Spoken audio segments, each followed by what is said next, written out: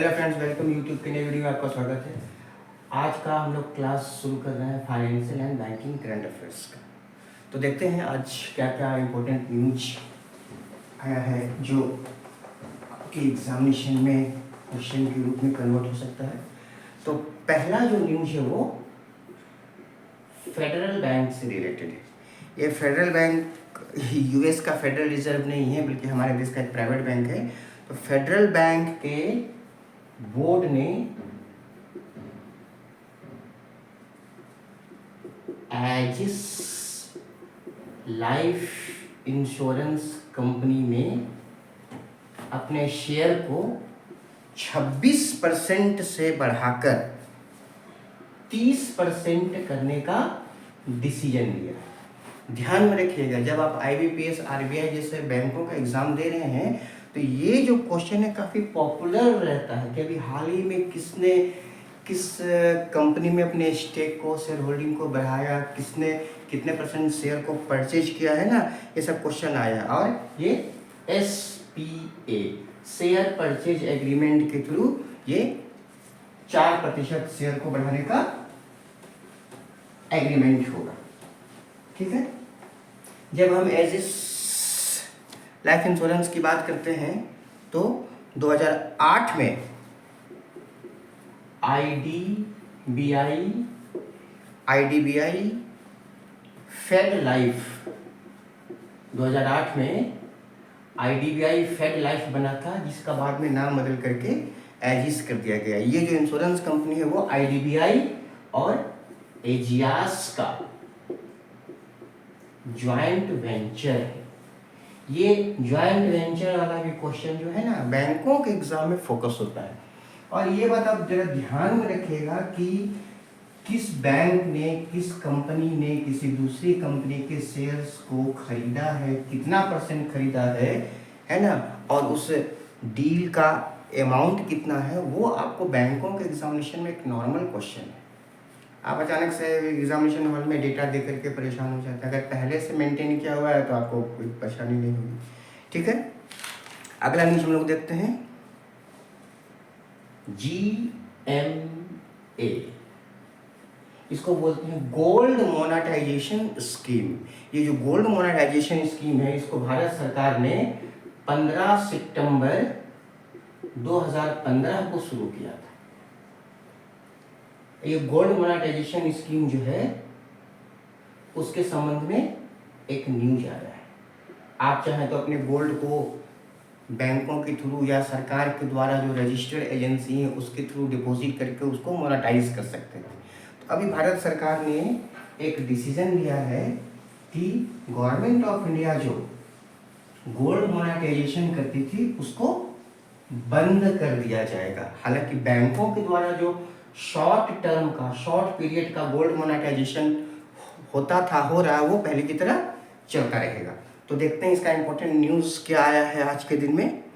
तो ध्यान में रखिएगा, gold monetisation scheme for short period, ये जो है वो 1 से लेकर के 3 वर्षों तक के लिए होता है। उसके बाद gold monetisation scheme medium period का, मीडियम टर्म का जो है वो 5 से लेकर के 7 वर्ष तक के लिए चलता है। और गोल्ड मोनेटाइजेशन स्कीम जो लॉन्ग टर्म का है वो 10 से 15 साल तक के लिए होता है। तो आप अपनी सुविधा के अनुसार कोई भी स्कीम चुन सकते हैं। तो अभी फिनांस मिनिस्ट्री ये कह रही है कि gold monetisation scheme medium term, gold monetisation scheme long term, जो भारत सरकार करती थी सर्टेन संस्थाओं को वो अपना एजेंट बना करके ये काम कर रही थी, उसको वो इमीडिएट इफेक्ट से बंद कर रही है ना। और अभी उसने अपने निर्देश में ये कहा है कि बैंक्स अगर चाहें तो शॉर्ट टर्म का गोल्ड मोनेटाइजेशन स्कीम वो चला सकते हैं। ठीक है, अभी ये डेटा में कहा गया है कि नवंबर 2024 तक, देखिए बैंकों के एग्जामिनेशन में इस तरह का डेटा पूछ देता है एग्जामिनेशन। ये नवंबर 2024 का डेटा, लेकिन पब्लिश हुआ है, अभी बताया गया कल परसों। अब एग्जाम में आ गया तो आप कहेंगे कि इतना पुराना डेटा हम कहाँ से याद रखें। कंटिन्यू रहने से पता चलता है कि क्या पढ़ना है क्या नहीं पढ़ना है। तो कहा गया है कि नवंबर 2024 तक 3164 किलोग्राम, इतना किलोग्राम गोल्ड का अब तक मोनेटाइजेशन हो चुका है। अब इधर क्योंकि हाल के दिनों में सोने की कीमतें जो है वो काफ़ी बढ़ी हैं और कई सारे ऐसे कारण रहे होंगे, सरकार अपनी समझ के हिसाब से उसको तत्काल प्रभाव से बंद कर रही है। तो ये जो गोल्ड प्लस सिल्वर होता है, येलो प्लस वाइट मेटल होता है, इसको कहा जाता है बुलियन। लंदन मेटल सेंसेक्स पूरी दुनिया का सबसे बड़ा बुलियन बाजार है और हमारे देश में मुंबई का जो झावेरी बाजार है वो भारत में बुलियन का सबसे बड़ा ट्रेडिशनल मार्केट है। हालांकि अब तो इसके स्टॉक एक्सचेंज वगैरह भी ओपन हो चुके हैं, बुलियन एक्सचेंज वगैरह ओपन हो चुके हैं जहां पर आप गोल्ड का ट्रेड कर सकते हैं। ठीक है, अब हम लोग अगला न्यूज़ देखते हैं। एक न्यूज़ इम्पोर्टेंट मारुति सुजुकी से रिलेटेड। ये जो मारुति है वो पहले गवर्नमेंट ऑफ इंडिया की कंपनी थी, लेकिन जब डिसइन्वेस्टमेंट का प्रोसेस प्रारंभ हुआ तो भारत सरकार ने इसको पूरी तरह से डिसइन्वेस्ट कर दिया। अभी प्राइवेट सेक्टर की एक लीडिंग कार मैन्युफैक्चरिंग कंपनी है, आप जानते होंगे। तो अभी मारुति सुजुकी ने हरियाणा में अपना तीसरा प्लांट लगाने का डिसीजन लिया है। हरियाणा में वो तीसरा प्लांट लगाएगी और उसने तीनों प्लांट के through 75,000 vehicle per year production का टारगेट बनाया हुआ है।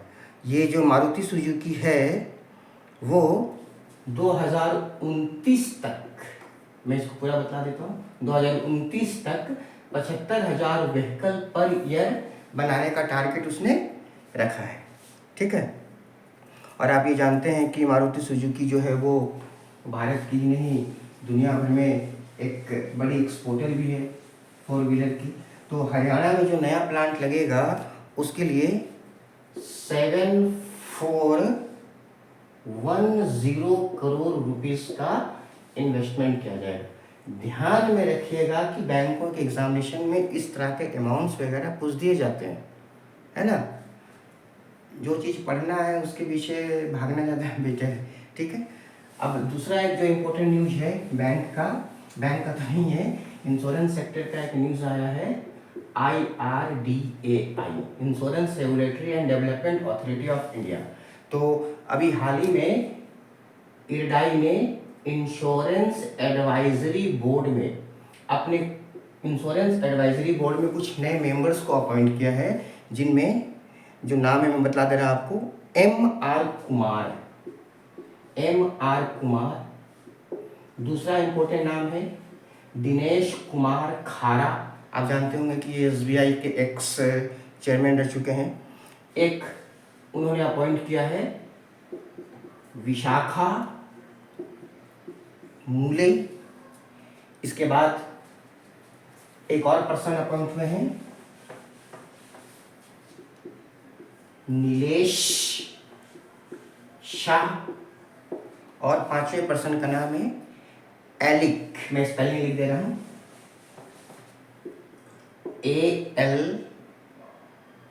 ALICE, Alick, GVAIDVAN। तो अगर आप लगातार पढ़ रहे हैं फाइनेंस का न्यूज़, तो नीलेश शाह कौन है, विशाखा मूले कौन है, DK खारा कौन है, आपको हैरानी या परेशानी नहीं होना चाहिए कि कौन कौन सा नाम।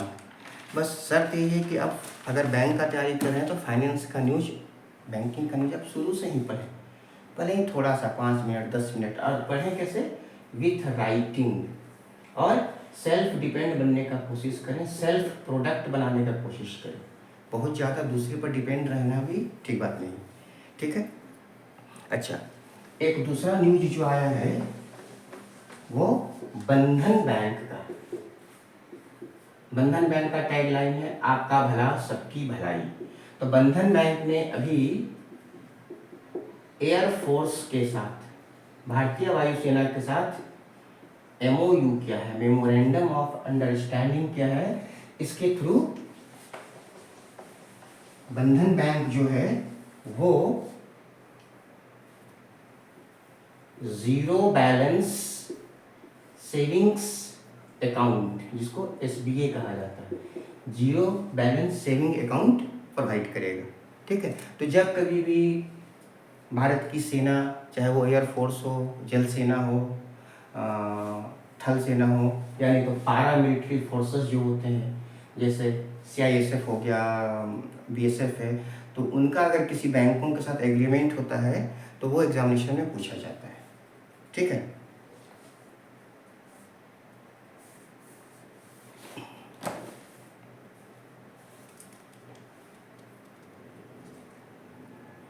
अच्छा, अभी RBI का एक महत्वपूर्ण फैसला सामने आया है, वो ATM को लेकर के। RBI ने 1 मई से, 1 अप्रैल नहीं, क्योंकि अधिकतर लोग समझते हैं कि फाइनेंशियल ईयर आता है तभी कुछ नया शुरू होता है, यहाँ पर 1 मई है। 1 मई से ATM इंटरचार्ज को बढ़ाने का अप्रूवल दे दिया है ना। जैसे देखिए, आपके पास SBI का कार्ड है, ATM कार्ड है, आप PNB के थ्रू ट्रांजेक्शन कर रहे हैं, आपके पास HDFC बैंक का ATM कार्ड है, डेबिट कार्ड है, आप किसी दूसरे बैंक का ATM इस्तेमाल कर रहे हैं, तो उसका तो इंटरचार्ज तो आपको देना पड़ेगा, है ना। तो वो इंटरचार्ज को बढ़ा दिया गया है। ऐसे मेट्रो सिटी में अगर आपका X बैंक है और आप Y बैंक के ATM से ट्रांजेक्शन कर रहे हैं तो 3 ट्रांजेक्शन फ्री रहेगा। कब? इन अ मंथ, है ना।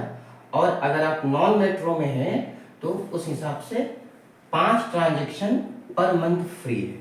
उसके बाद अगर आप ट्रांजेक्शन करते हैं तो फिर आपको इंटरचार्ज देना पड़ेगा। आप ये पता करिएगा कि इंटरचार्ज को कितना बढ़ाया गया है, वो एग्जामिनेशन में पूछ देता है। अभी कोई वेरी नेक्स्ट एग्जाम रहे तो पूछ देगा कि कितना इंटरचार्ज को बढ़ाया गया, पहले कितना था अब कितना कर दिया गया है। ठीक है,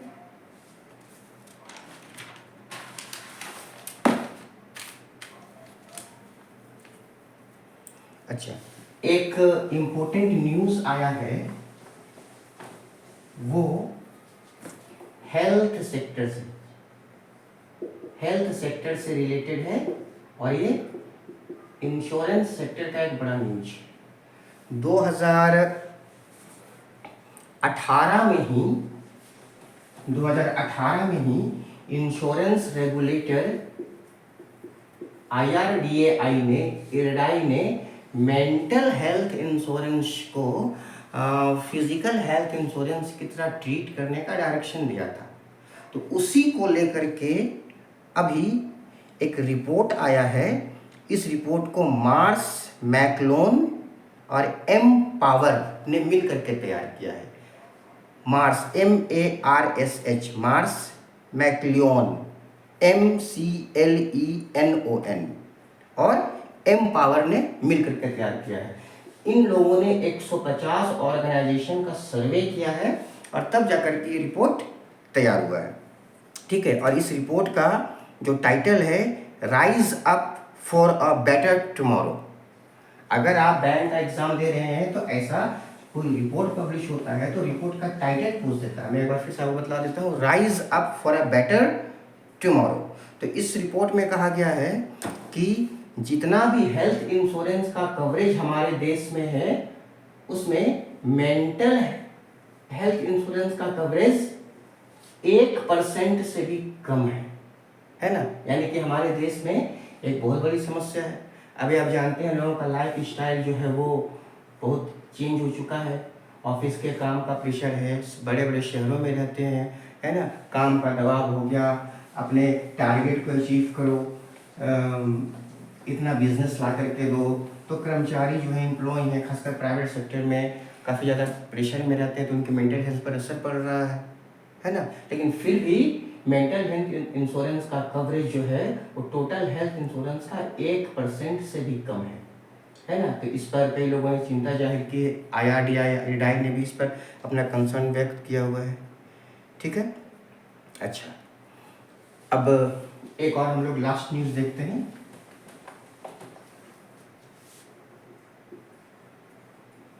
जूनो जनरल इंश्योरेंस का एक न्यूज़ आया है। ठीक है, अगर आपको लगे कि ये बहुत यूनिक सा नाम आ रहा है तो इसका मतलब सीधा है कि आप रेगुलर बेसिस पर पढ़ाई नहीं करते हैं। 2 दिन पढ़ा फाइनेंशियल न्यूज़, 3 दिन पढ़ा, 4 दिन छोड़ दिया, 6 दिन छोड़ दिया, तो ये आप अपना नुकसान करते हैं। तो ये जूनो इंश्योरेंस जो है उसका पुराना नाम, उसका जो पुराना नाम है वो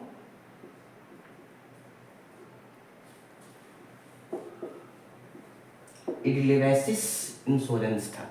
जब भी कोई कंपनी अपना रीब्रांड करती है, नाम वगैरह चेंज करती है, तो एग्जामिनेशन में क्वेश्चन पूछा जाता है।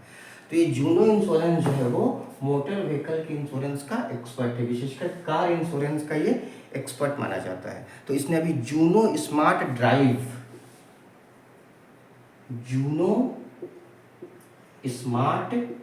ड्राइव के नाम से एक प्रोडक्ट लाया है। अब ये क्या है तो देखिए, पे हाउ यू ड्राइव, भारत में पहली बार पे हाउ यू ड्राइव स्कीम लाने का श्रेय किसी को दिया जाता है ना। जैसे ड्राइविंग की हैबिट, दूसरा आप एक दिन में कितना किलोमीटर ड्राइव करते हैं, उस आधार पर मोटर इंश्योरेंस का जब प्रीमियम तय होता है तो उसको कहा जाता है पे हाउ यू ड्राइव। तो पे हाउ यू ड्राइव के बेस पर ही जूनो जनरल इंश्योरेंस ने जूनो स्मार्ट ड्राइव नाम का नया प्रोडक्ट लाया है।